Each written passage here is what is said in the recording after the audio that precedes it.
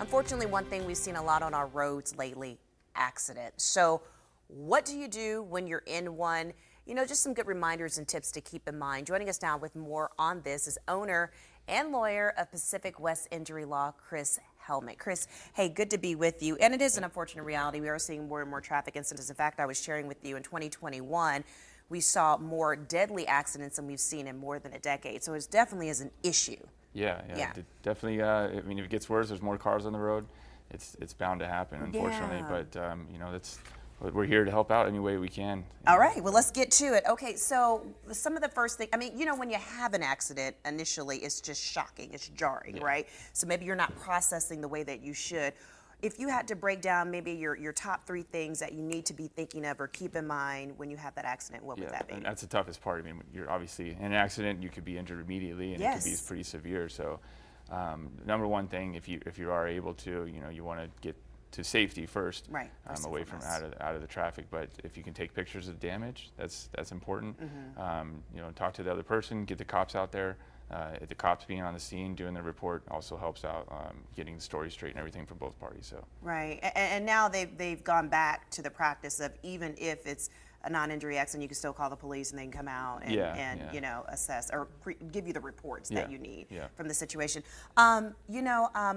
Another issue too is sometimes in these accidents, maybe the other driver involved will say, oh, we don't need to call the police. I can, I'll just pay, I'll pay the damages or whatever.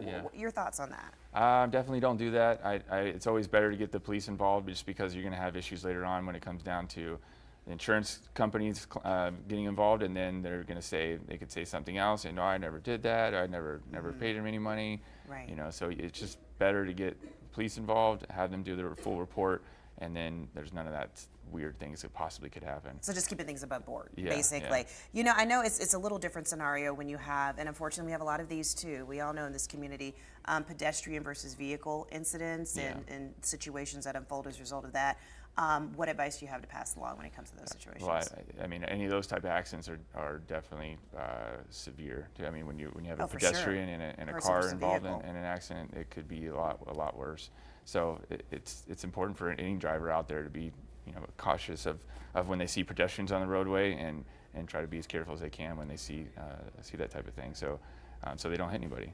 Important. Very important. From a I guess doing what you do from a legal point of view, what are things they need to be keeping in mind? Both parties.